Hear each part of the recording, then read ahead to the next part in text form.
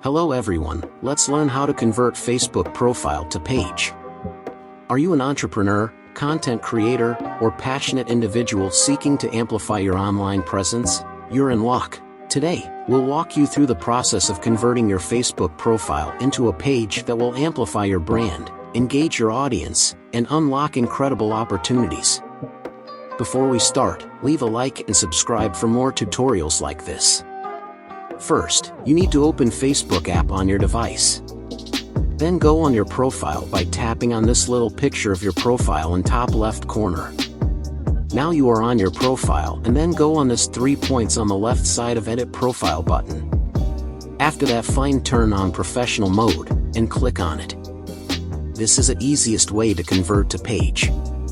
Professional Mode on Facebook offers business-focused settings and tools for optimizing your presence and showcasing your professional background. And when you back on your profile, you will see followers and following list, just like on Instagram, and that is it. So thanks for watching, see you in the next video, goodbye.